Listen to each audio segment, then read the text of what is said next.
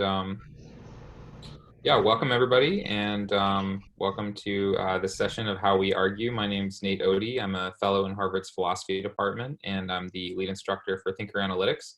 So we're a nonprofit, and we're partnered with Harvard's philosophy department, and we teach critical thinking skills with a method called argument mapping that I'll be showing you today. And we focus especially on helping teachers and students discuss controversial issues. And we do that with a tool that I'll be showing you. We also do it by helping them enhance their logic and reasoning skills through a series of practice exercises that we've developed in a digital format that I'll also show you as well. So hopefully everyone's in the right session. You're here for the session about defunding the police.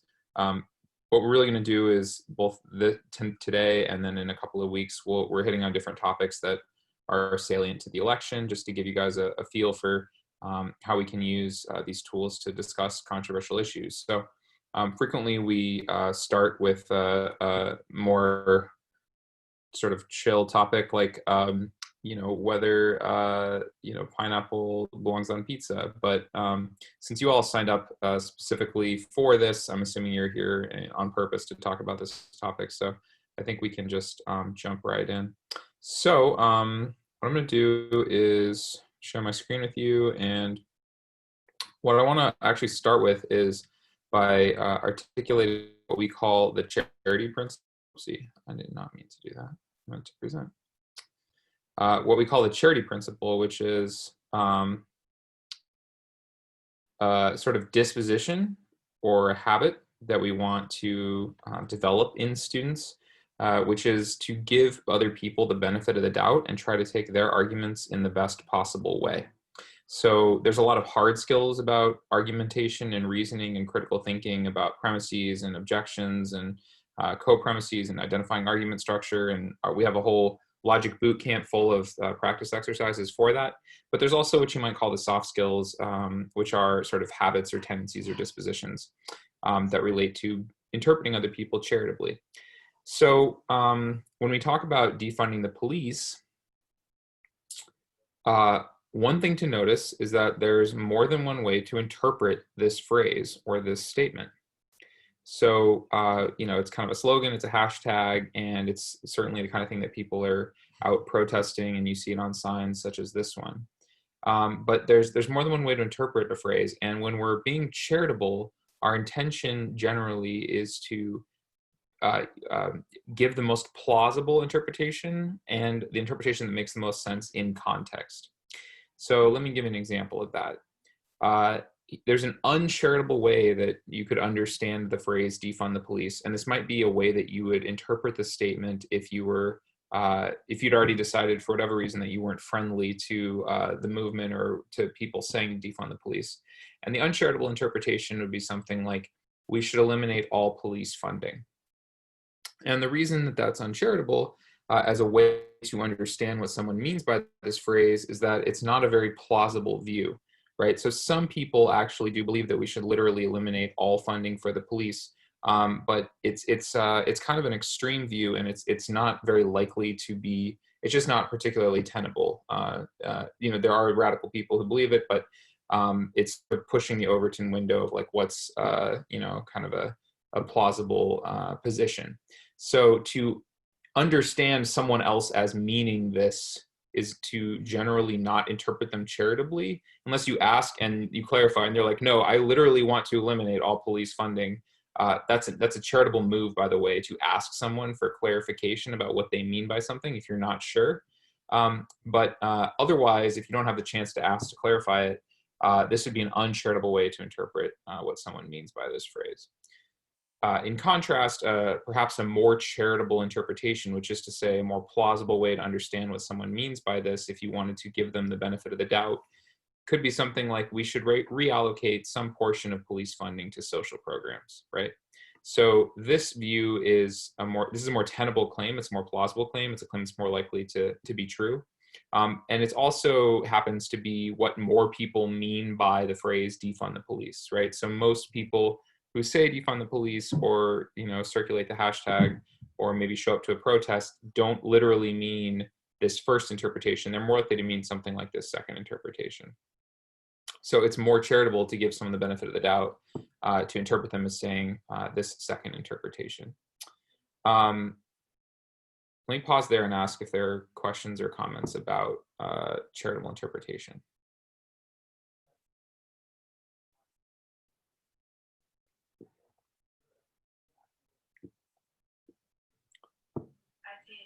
Yeah, I have a question.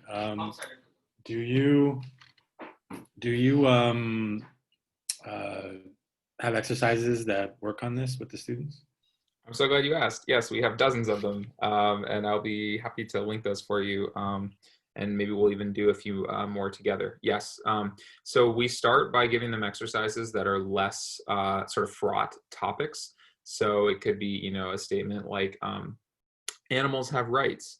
And so, you know, there's an uncharitable way to interpret animals have rights, which is like, you know, animals have the right to life, liberty, and the pursuit of happiness. Now that's an uncharitable interpretation because, you know, that's kind of a silly claim, right? But maybe if you say a charitable interpretation would be like animals have the right to be free from pain and harm or something like that, or premature death.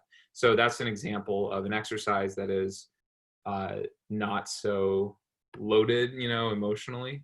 And the idea is to teach students the skill in a less sort of fraught context so that they can then apply it when the stakes are a little higher socially and emotionally. And I'll definitely be sure to show you guys some examples and then also link them for you. We have them in our new online course, which I'll show you, which you can access for free right now, as well as we just have them in worksheet form as well.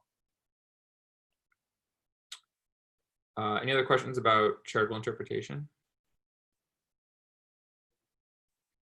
There's one sort of wrinkle with this particular phrase, which is that you know, not too long ago, there was this movement to defund Planned Parenthood, and that was sort of a meme or a hashtag.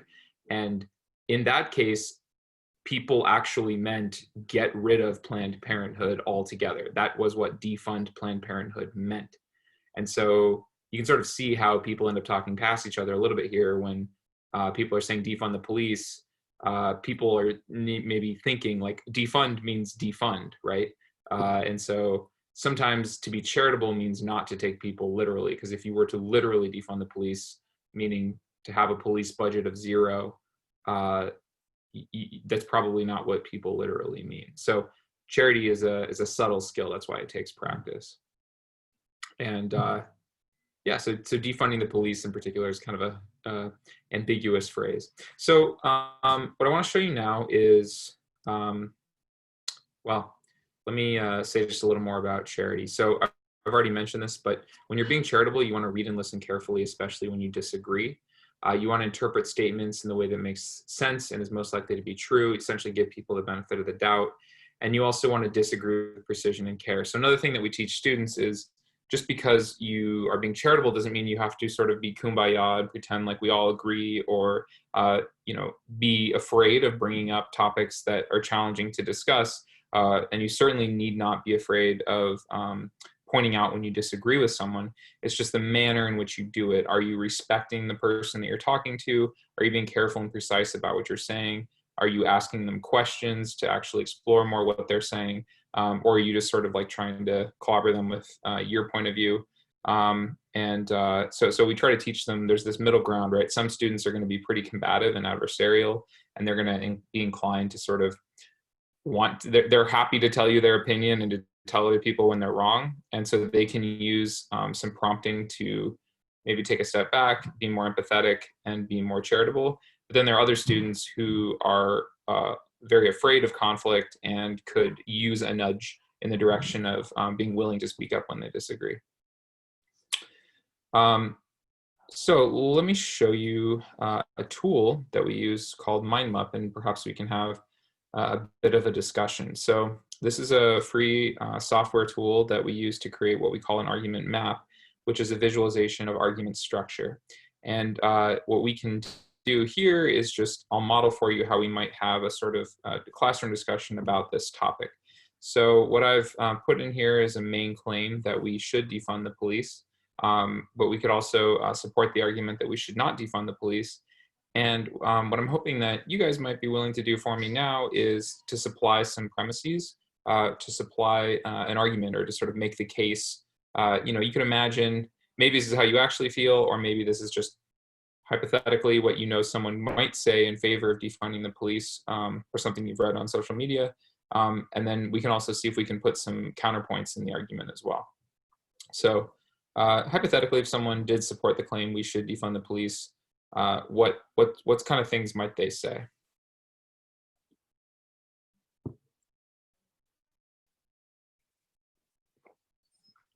We have the so like a possible. So I would say something like the police are doing too much. Like they're making calls that they don't really need to make. Like if somebody's having a mental health crisis or. Great. Sorry, is it Anthony? Yeah. Awesome. Thank you, Anthony. So Anthony's given us a premise here, and the premise is just a reason to believe the claim. So the premise here is that the police are doing too much. And then what I actually heard Anthony doing was also giving us a sub-premise, which is a reason to believe a premise. So what we can add here is, you gave us an example, right? And that was making a call for, what was it for? For a psychiatric? Like they're expected to what can we say? They're expected to take calls or respond to various emergencies that they might not necessarily be the most equipped to deal with. Like I'm thinking if somebody's like, if there's somebody's having a mental health crisis, or maybe they need assistance with something, but you're sending, guys with guns and people who are trained to deal with violence instead of maybe dealing with somebody who's having a mental health crisis or there's a drug issue or something like that. Good. So one I kind of heard a few different points here, and just I don't want to put words in your mouth, so tell me if I'm tracking this correctly. I heard you saying one thing, which is the police are being asked to, or maybe I'll just say they're doing too much in the sense that they're taking on calls that they're not necessarily equipped to take. I heard a different claim, perhaps, which is something like police are trained to use violence, and that they're sort of trained in the art of violence, perhaps. And so, they're thinking in terms of violent conflict whenever they show up at a situation. Is that, yeah. I don't want to put words in your mouth, though. So is that what you were thinking? Yeah, that's accurate. Yeah. Okay. So what I did here is, to me, that sounded like a separate reason to perhaps think about defunding the police. So the one reason was just, we're sort of overtasking them, right? There's just too many things and not enough of them and not enough training. And then there's a separate reason here, which is that they're used to think violently. So what I can do with an argument map is visualize the fact that those are independent reasons by each giving them their own support connection here. Great, thank you, Anthony. Anybody else want to help us support this claim, or just what are the kind of things that people might say to support it? You could either support a premise that's already up here or add a different line of reasoning.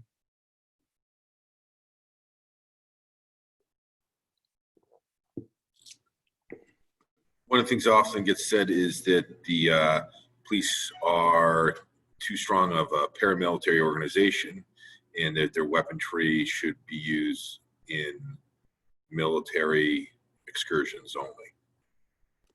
Got it. So the weaponry used by police is should be used by military only.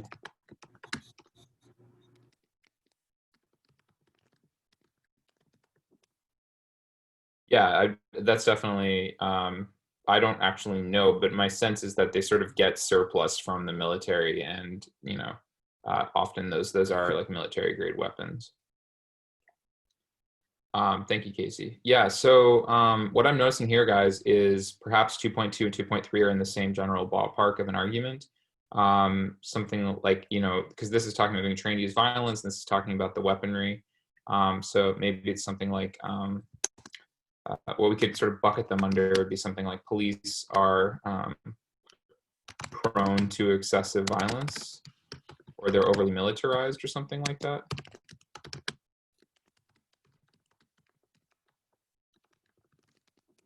And then if we were to sort of do that, we could group these together underneath here. So the one is just about like how they're actually trained, right? And the other is about how they're equipped. And these two things could work as independent reasons to support the general claim about violence. Whereas, just to clarify, this is more about being overextended. Yeah.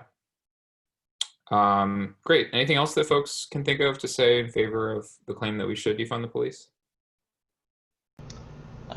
There is also an argument that police needs to be held accountable to their actions, and I think part of that argument for defunding the police is really also talking about the reforms for accountability, and because right now, as they claim, is that the police seem to be above the law. So there needs to be some type of accountability measures for their actions. But I don't know Right. how that ties in with defund, but that is an argument, I think. Right. Well, it is. First of all, I think you're right. That's certainly a concern that's on the front of a lot of people's minds. And I agree that it's not exactly clear how it does or doesn't tie into the claim that we should defund the police. And it goes back a little bit to sort of charitable interpretation, right? Because plausibly, we should understand the phrase defund the police as meaning or including the idea of increased accountability, even though strictly speaking, defunding the police is just referring to like a budget as opposed to like a procedural issue. So possibly this is part of what people mean when they say defund the police is something like we need more accountability. Gorman, would you be willing to give us a reason why we need more accountability, or why someone might think that? In other words, what would be some support for 2.3 here? Well, I think like in the case of like Breonna Taylor, you know, in the case of Eric Gardner, in the case of George Floyd. I mean, we start to see that there is some like in the legal aspects that there is accountability, but I think like in the general sense, police seems to be more not held accountable to, you know, a death or to you know, yeah, to the death of somebody that they've placed in custody, and there seems also to be a you know, their non-accountability is also being supported through the legal justice system. So it's not just at the police level, but it's also, you know, through the legal aspects of the law. Yeah. I'm glad you brought that up. So what I'm doing here, and I'm hoping that I tracked what you were trying to say reasonably well with this map here, was just that the support would be that too often police are not held accountable. So this would be a reason to believe that we need more accountability, or perhaps stricter. Yeah, maybe I should. Enforced. Yeah, or maybe I should be more explicit in saying that they're not held accountable, particularly for the death of people of color, more than, because the other argument is for someone who, let's say, has been harmed, but they were white, they are held. You know, I don't know. You know what I'm saying? Like they would be held accountable, but if they were people of color, they're more likely not held accountable. I don't know if Right.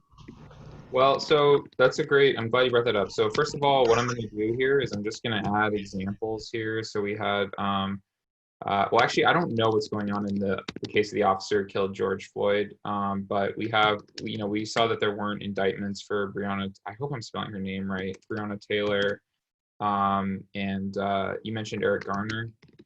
Well, I think with Eric Garner, I think eventually there was some type of, but it's not like I don't know what's the word. It's either been delayed, you know, like it took their time, or eventually because of public pressure. But if had there been no public pressure, would these officers like not be held accountable. You Yeah, know, so they only become held accountable when there's a lot of political or public pressure. Um, is So what I guess I'm trying to get. Derek Chauvin, the officer in the George Floyd incident, was released yesterday on $1 million bail, just posted. So that's the current of where they are right now. So um, they're going for second degree charges or first degree. I can't remember what the degree was. I think it's second degree. Second degree. They're going to second degree, which is it's a higher standard. So that's something that's a really good conversation point to get in class too. But that's where they're at right now. Yeah. So, you know, so again, I feel like it's due to public pressure because it is so public. But how can we transition that from they're only doing this because of public pressure to this shall become the norm? This should be the norm for accountability. It should be regardless of, you know, a person of color or, you know, it. I hope I'm making sense, but that's I think was the argument. Yeah, absolutely. So I try to capture that here as a support another reason to believe that we need better accountability measures is it shouldn't require public pressure, or maybe too often it requires public pressure. It seems to require for to bring more accountability in order for anything to happen. At least that's how it seems. And then Gorman, you also brought up this tricky issue of, you know, race, right? And so certainly the reason this has gotten quite a bit of attention relates to the question around to what extent, you know, there's failure of accountability or just, you know, an issue in the police departments or perhaps in the justice system at large, where people are treated disparately, right? And so what I would put here as a possible premise is something like this is particularly, or there's a disparity in accountability depending on the race of the victim. Now, this is the kind of claim that would want support, probably in the form of statistics and evidence, right? I don't happen to have good statistics on that ready to hand. Perhaps one of you guys do, but this would be the point where in a conversation with students, we can see, okay, well, this is something that we need to point at this premise and ask whether it's true, right? So certainly it's the part of the broader narrative, you might say, or it's sort of in the zeitgeist that that there is a lack of accountability when it comes to, in particular, killings of Black people, such as Breonna Taylor or Eric Garner. But the question is, like, is it actually true that there's a disparity in accountability depending on the race of the victim? And like, I actually don't know the answer to that off the top of my head, or I haven't looked at data on that. But it's the kind of thing that you would certainly want to point to and ask, is it true? And then we could, you know, ask students to do some research and, you know, figure out whether it's true. And I'm sure other people have done good research on that. I was thinking that maybe the strongest premise for this question would just be, you know, there's no correlation between police budgets and crime rates or something like that. I don't know if it's true, but that could be,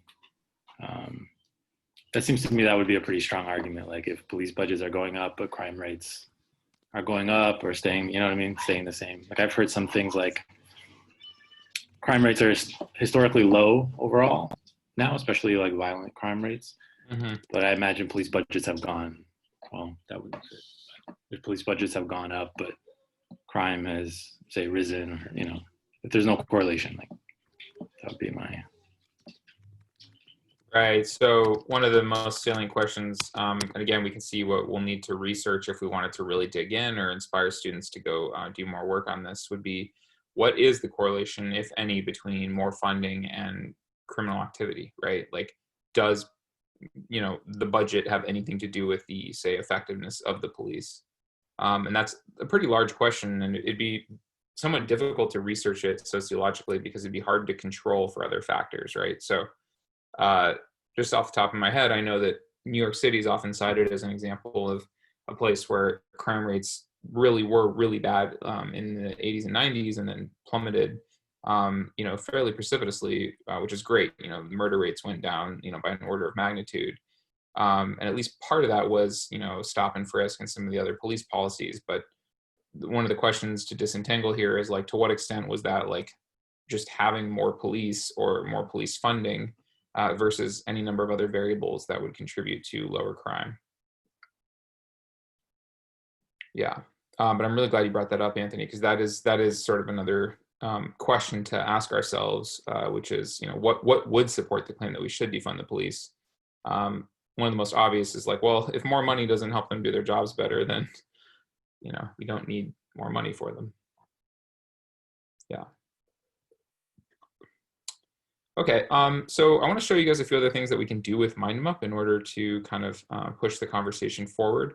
Hopefully you're already feeling a little bit how just the simple fact that we have this visual tool that we're all looking at has allowed us to have a more precise and focused conversation, because we can literally point at whatever box and ask, is this true? And we can point at a support connection and ask, is it strong? So perhaps you guys were very convinced by this idea that police are prone to excessive violence. If you thought that this was not only true, but persuasive, you could actually indicate that you think it's a strong reason just by clicking on the line and making it stronger. Or perhaps you found it really unpersuasive, and you could label it that way as well.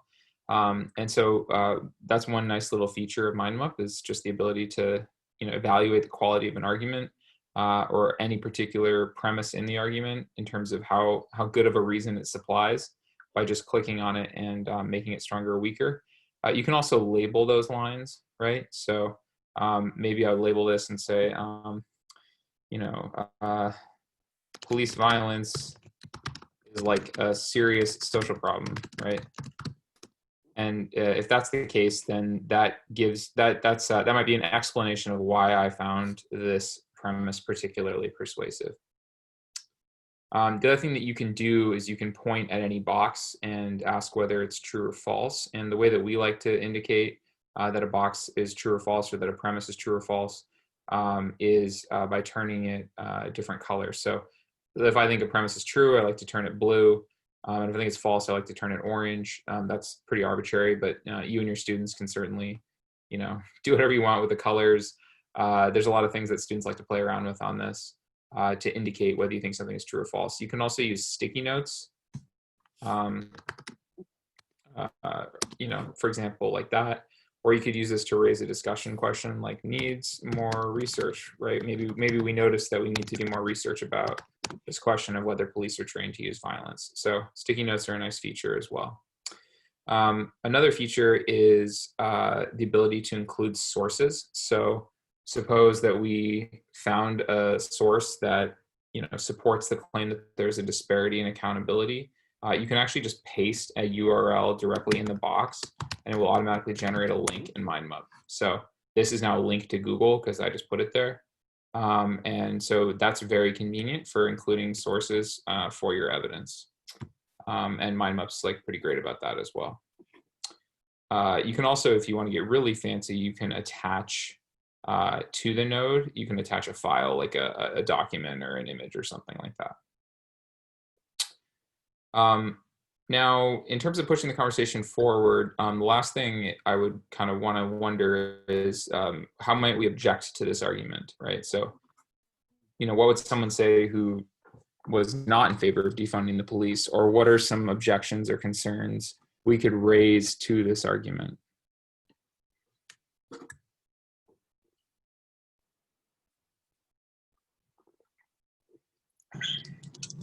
So, as a brother of a police officer, one thing I would often hear would be, as soon as you remove police officers, you're going to see an increase in crime, sort of going opposite of what we were talking about earlier. Mm-hmm. There's a belief, whether there's fact to back it up or not, that more police funding equals increased safety for everyone. A second component to that is also as sort of a recognition of the safety and sacrifice that police officers go through, kind of in the same vein as paying soldiers. You know, they're putting their lives in the line, so why would you want to take money away from them? They already don't make enough, given that they're potentially going to die themselves in the line of duty. So focus somewhere else on taking money out, but not on police officers. Great. Thank you so much. Yeah, so I really appreciate that. So first of all, I just want everyone to notice what I did here is I added an objection in MindMup, and I just use this little thumbs down button, and an objection is going to show up in red. And this is the last kind of like little piece of machinery I wanted to show you guys, which is the ability to place an objection, which is the opposite of a premise. It's a reason not to believe. And what the map allows us to do is to be a little bit more precise about where exactly we disagree. So what I heard Jay doing was disagreeing specifically with 2.4, right? This idea that police budgets or more funding doesn't necessarily mean less crime. Jay raised the possibility, well, actually it does, right? And so again, this would warrant some further research if we wanted to really like sort of try to settle this question. But at least what I can do here is track the flow of the discussion by putting this objection directly on 2.4. And this just makes it a little easier to pay attention to like what exactly is it we're potentially disagreeing about.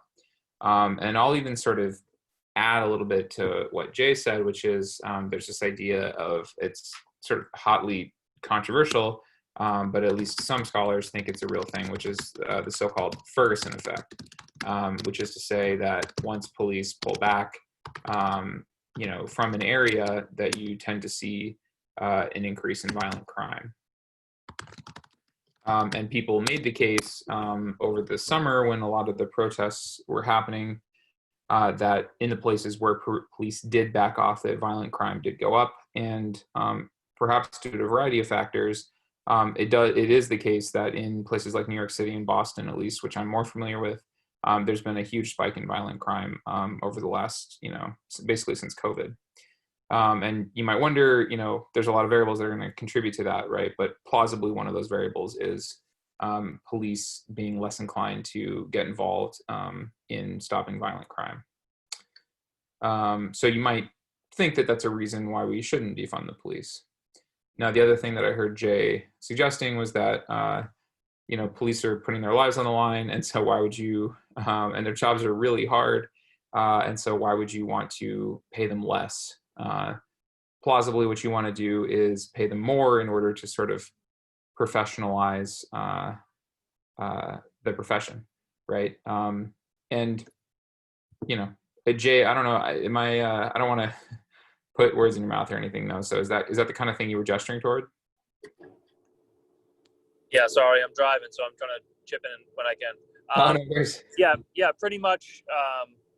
That's sort of what I hear in the circles of people that I speak with is, and I also have two brothers who are soldiers, so I sort of hear the military part as well of, you know, the jobs are literally, some soldiers, some cops obviously are putting their lives on the line on a regular basis, and so you would want to pay them as much as possible to reward them for their willingness to sacrifice in that light.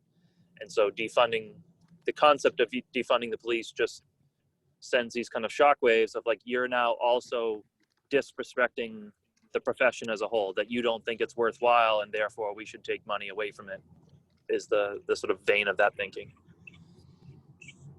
Good. Thank you so much for bringing that up. So what I did here is first of all, I'm impressed you're driving while we're having this conversation. That's amazing. Hopefully you will at some point get to see what we're looking at here, but definitely watch the road. But what I added here is a co-premise, which is the other thing you said, which is that we want to reward them for their willingness to sacrifice.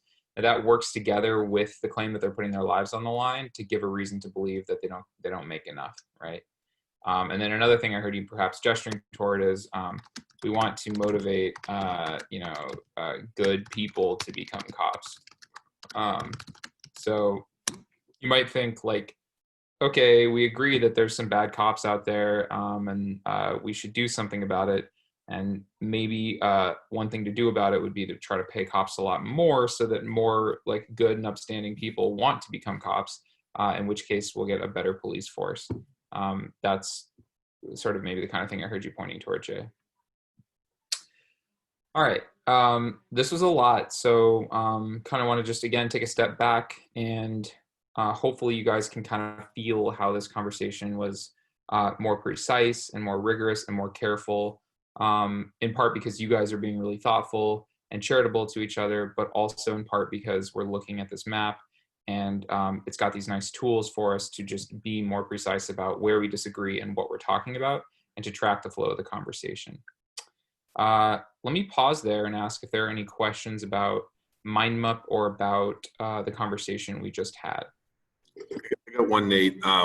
So as we've been going through the conversation, one of the things I've been thinking is that first premise on 2.1, the police are doing too much or overextended. So for me, if I'm sitting in class, I would say that is actually an argument not to defund them, that they need further funding to do other things and make it more attractive. So is there a way in it's MindMup, right? Mm-hmm. In MindMup to say this is maybe a debate or this is like people are maybe a little 50-50 on this, or this is a little more controversial? How would you deal with that if like someone doesn't agree, say with premise 2.1, that Sure. it's Yeah, there's a few different moves you might make here. I'm really glad you brought that up. One is to add a sticky note and just add whatever comments you have to say about it, which is like maybe this cuts the other way or something like that. So you could sort of label a premise with a sticky note to say whatever you want. A different thing that came to mind for what you were describing, though, is there's a hidden co-premise here. There's a hidden assumption that someone has if they're making the argument on this side, which would be that if the police are doing too much, we should defund them, right? So that's an assumption that you need in order for 2.1 to work as a reason. And we can actually label that something was a hidden assumption by making it dotted in MindMup. And hopefully you guys can see how these two statements are working together to give a single reason to believe the claim. And then the nice thing is that by exposing that hidden co-premise, and I know this is a little bit sort of fancy footwork here, but by exposing that co-premise, now you can see where you might disagree. You might say, actually, we should give them more money, right? So someone might think, okay, I agree that the police are doing too much. Where I disagree is the fact that they're doing too much means we should defund them. Because to the contrary, I think if they're doing too much, we need to fund them more. And so this allows us to be a little more precise about where exactly we're disagreeing, because this person doesn't disagree that they're doing too much. They're disagreeing with 2.2 here. So that was a bit subtle, but I don't know if that was helpful for you, Casey. Yeah, no, that would be that's great. Thank you. Mm-hmm. So that's another nice move you can always make with students is ask, first of all, what's the hidden assumption here that connects your evidence to your claim? And second of all, like, where exactly do you disagree, right? So sometimes students will just say like, oh, I just disagree, or like, I just don't buy it or whatever. And the nice thing about a map is you can always say, well, okay, but like, please point at which box you disagree with, right? Like, where exactly do you get off the train? And can you give a reason why you disagree?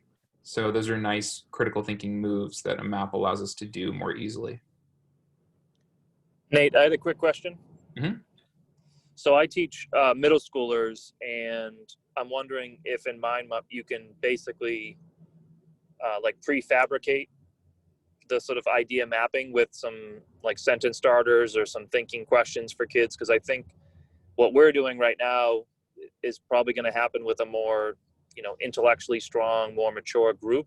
But Sure. I can't see all of my seventh graders or even most of my eighth graders participating at that same level. So is there something that we can do as teachers to prep them ahead of time and give them the visual as you've laid out, but to let them kind of use that as a starter to get their own thinking going? Yeah, there's a variety of options for things you could do. One is that you could potentially sort of like start them with just like these top level claims, right? So you see I'm folding these up here, and you could give them a stem that was just like, hey, here's the sort of headlines of the different arguments for them, and then ask them to add evidence that would support these claims. So you can just see even in the map, these statements look kind of naked, right? Like they need some support, they need something underneath them. So you could give them like 2.3 or 2.4 and say, hey, what would be some evidence that would support this claim? And then ask them to add that to the map, along with including sources in the manner I showed you earlier. So that's one thing you can do. Another thing is you could use a sticky note to put in some discussion questions that you want them to answer in their map. Yeah, how am I doing? Is that the kind of thing you were thinking about? Yeah, that's pretty much spot on. I just want to make sure there was a way that we could manipulate it ahead of time and not necessarily have to do it live, or Yeah. that all the boxes you could create even if you didn't fill them in. Sometimes applications don't let you fill text boxes in if they're blank. So if there's something along those lines, that if I wanted to say, all right, you need 2 pieces of evidence, here are the 2 boxes where you're going to put that in. Right, I see what you're saying. So you could actually give them some blanks here, just like evidence 1 here, and evidence 2 here, and then ask them to fill it in. Yeah, that's a great idea. And the other nice thing is that because Google MindMap integrates with Google Drive, if you guys use Google Classroom, you could actually, how Google Classroom will create a copy of the document for each student if you push it out on Google Classroom. So you can actually give them like a stem of a map, and each student will get their own individual copy where they have to put in their evidence, and then they can submit that back to you so that you can evaluate them. Yeah. Or you could do it more in a group setting, like in a discussion style format like this. In your experience, how intuitive is MindMap for students to use? Yeah, it's more intuitive for them than for their teachers.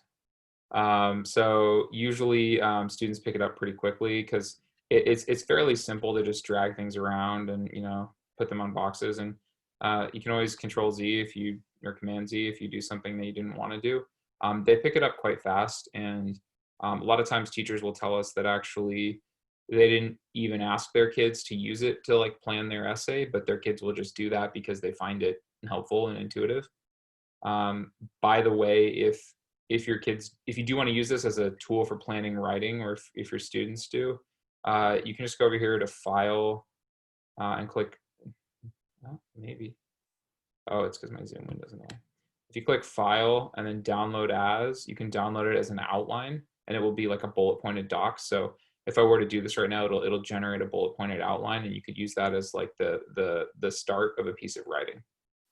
So that's nice for students to be able to organize their ideas in a logical fashion, or hopefully more logical. The software itself won't force them to be logical, but it might nudge them in that direction. And that way you can use it to plan writing. Other questions about MindMap? What I'm going to do is I've got a little tutorial document here for you, and I'll drop the link for that in the chat. And this is a tutorial that will kind of walk you through setting it up on integrating with your Google Drive and getting started with it. How are we doing for time? Oh my gosh, we ate a lot of time doing that discussion. Okay. Well, in that case, I wanted to show you guys some more examples of stuff with charity. Let me just give you a few other links here. Sorry, are there any other questions on MindMap? I don't want to be too hasty.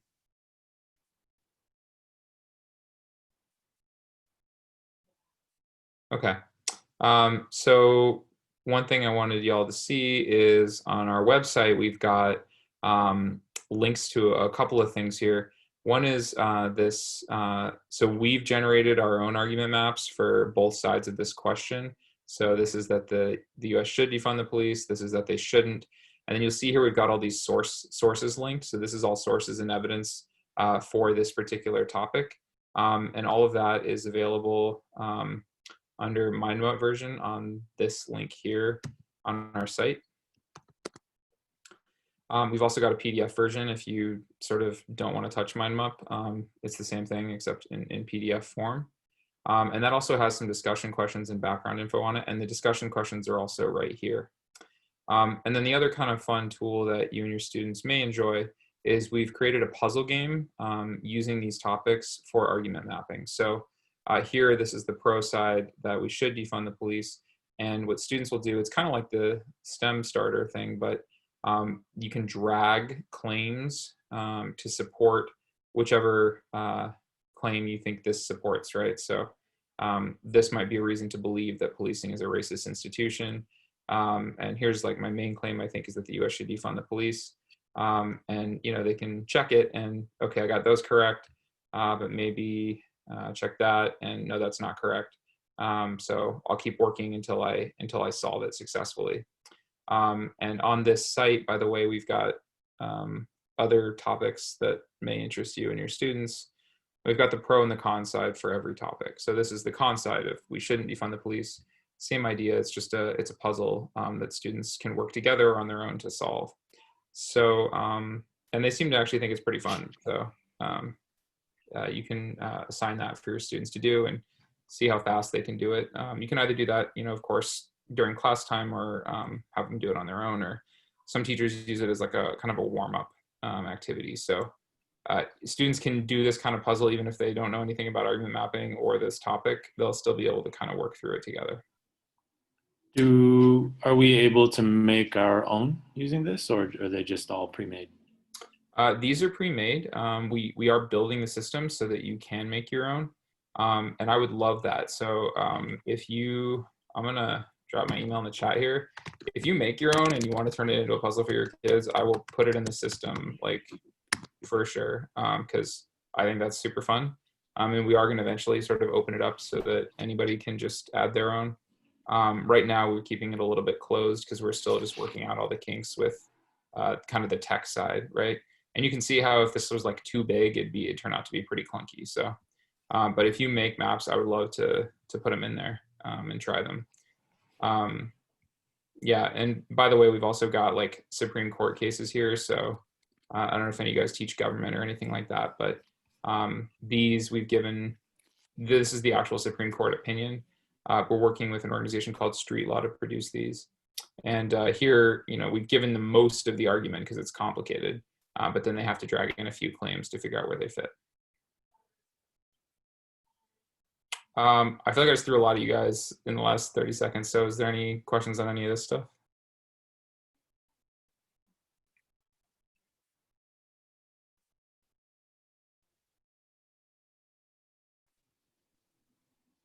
This has been great. I'm excited to use MindMap. I think this is a great way. I could especially see like building a mind map throughout a unit, like have kind of like the key questions, and as they're reading, looking at primary sources, reading articles, reading the text, you can start placing different arguments and counter arguments. So it looks like a great tool. Nice. Yeah, and it's great to think of like how you could develop it throughout a unit, both for discussion and for writing.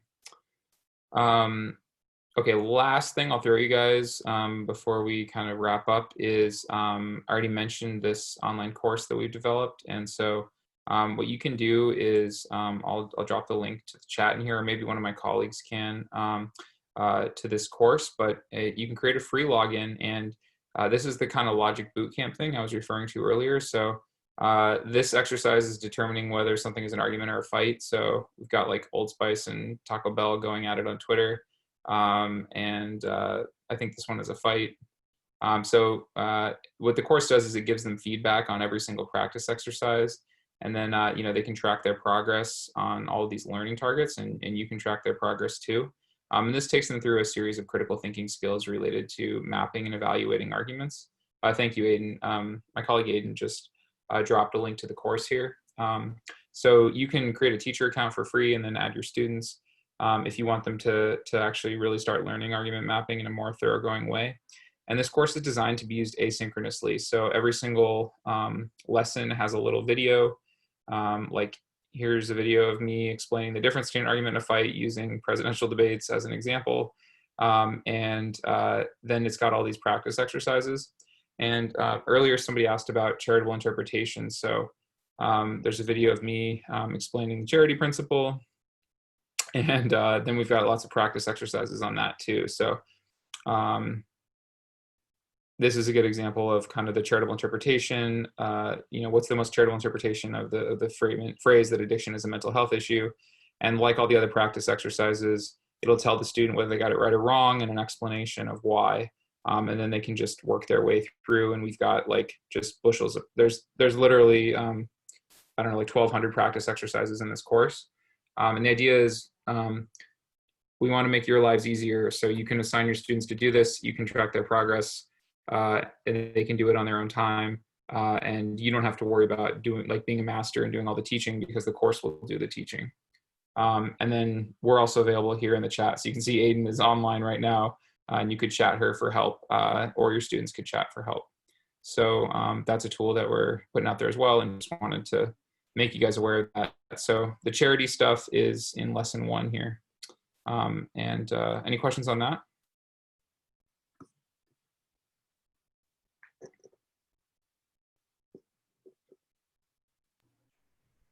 Yeah, I just want to say thanks. This all looks awesome. I'm excited to dive into this stuff. Great. Yeah, you're welcome. I love doing this. So, and so do my colleagues. So we are just here to try to help you guys out. So please email me. I put my email in the chat, and my colleagues might drop their emails as well. But if we can help you get set up on the course, if you have a question about how to use MindMap, if you want to talk about the topic of defunding the police, if you want to add puzzles to the puzzle game, if you want to do like a sort of guest visit with your students or PD for your colleagues, or anything like that, please pester me. Please email me. Be happy to help. But yeah, let's wrap it up there. Unless there are any other questions.